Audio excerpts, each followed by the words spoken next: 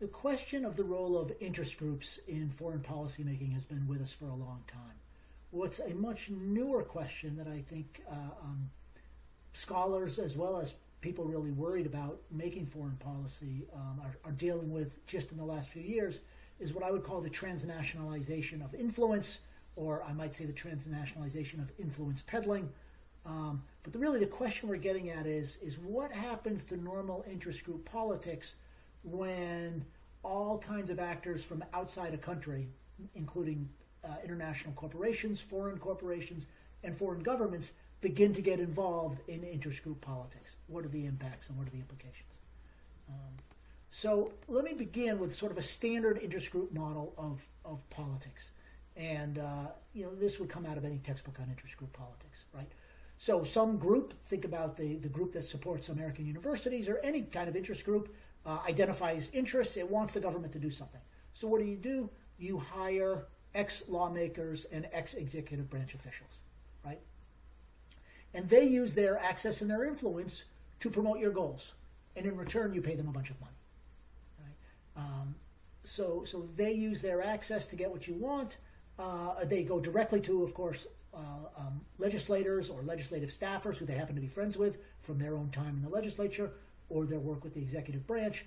They contract with public relations firms to spread a particular message. And one of the things that I think is not noticed enough is the way they use their reputations as former government officials to promote certain views, either in op-ed pieces or in media interviews. So when some former Secretary of State is on your favorite news program, or writes an op-ed piece on the op-ed page, meaning an opinion piece, in the opinion pages of your favorite newspaper, it usually says, so-and-so was the Secretary of State from this year to that year, or was the National Security Advisor. What it doesn't say is, and he now works for such and such a firm where he might have a contract, or she might have a contract, with some big company to spread this particular message. So there's a lot of ways in which we call this influence peddling. In other words, people are selling their influence. Related to that is a phenomenon that in the United States has come to be called astroturfing, which is particularly the strategy of trying to make a message that's coming from a wealthy or powerful or elite group look like it's a bottom-up movement from the citizens, right? And we call this astroturf because astroturf is fake grass, and these are meant to be movements that are meant to look like they're grassroots movements, which looks like they're coming from the bottom up, but really they're representing very powerful interests. And the reason I bring this up is because astroturfing has become massively facilitated by social media, right? If you've got a lot of money, there's a lot of ways in which you can hire people and firms to either hire influencers or actually build software, bots as they're known, or get famous people to spread your message and make it look like there's a groundswell of opinion on something when in fact it's all being driven by some very powerful groups. So that's all pretty straightforward stuff. We would call that American politics in a nutshell. Where life really gets interesting is what happens when you start doing this to other countries, right? And the thing that's happened historically in this country is, you have these big Washington, D.C. lobbying firms, and you think about it, some Senate staffer or executive branch official, even if they're a Secretary of Defense, might be making, $100,000 or $200,000 a year as a high-ranking government bureaucrat. You can make millions of dollars a year as a lobbyist if you can get enough contracts.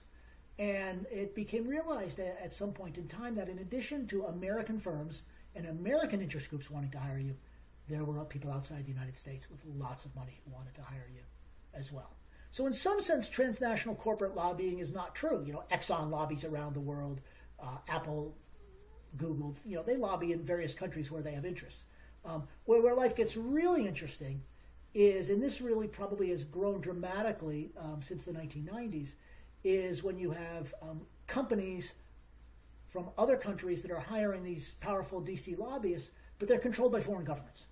Paul Manafort very famously worked for a long time for a Ukrainian president who was later ejected from power. For me, the one that I first really became aware of was the way in which Russian oil firms were hiring powerful interest groups linked to both the Republican and the Democratic Party I point there to the Podesta group, whose head was the brother of Bill Clinton's chief of staff.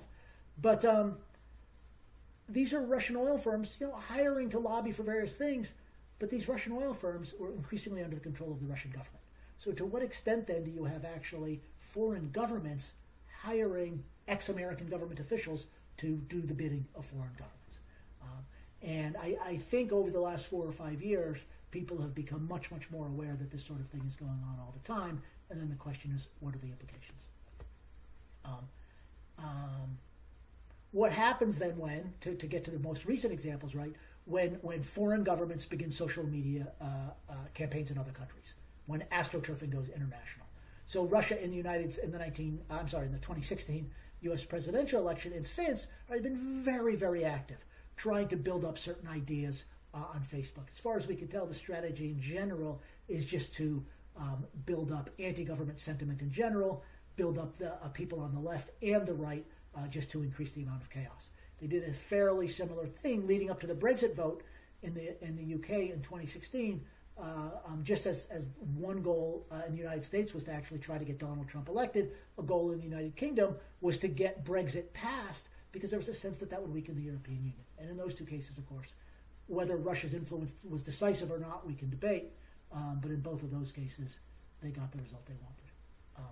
Now, to be fair, and to give some equal time, the Russians are going to say, you guys have been doing this to us for a long time, and we're only starting to get into the game now, right? If you're Russia or China, U.S. support for democracy around the world looks like, right, that the U.S. government is interfering in the politics of their country, right? We in some cases support NGOs that promote the free press or that help the development of open media or civil rights organizations. We sometimes simply give moral support, praising Hong Kong democracy movements and so on, and these other governments see that as interfering in their affairs. And of course we have these outlets like Radio Free Europe or the Voice of America that often are broadcasting into other countries with messages that their governments really don't like. Now, one of the big differences here, I don't want to necessarily get to any kind of moral equivalence, in that generally speaking, with some important historical exceptions, the United States is doing this generally in the cause of democracy, whereas some of these other countries are doing it trying to undermine democracy. It's equally the case that the United States, to much of this stuff, though not always, and not always historically, a lot of what the United States does is fairly out in the open, whereas a lot of what Russia does is quite hidden. But essentially, what's going on is, at least as Russia sees it, is, and I think China sees it the same way, North Korea, Iran, and maybe the United States, is trying to weaken a country internationally by weakening it internally. They again say, we've been doing this to them for years. We can debate whether it's the same thing or not. One of the interesting questions is what's new here and what isn't. I would say that some of this is new because of the levers available to social media, and I would say some of it's been going gradually over time, but we've become more aware of it because of the publicity given to the activities of some people like Paul Manafort and so on. But at least in Ukraine, where I work, I can tell you, Manafort was in Ukraine all the way back in 2004 and had a room up in the top of the Hyatt Hotel in Kiev, and everybody knew that. So in some respects, it's not very new.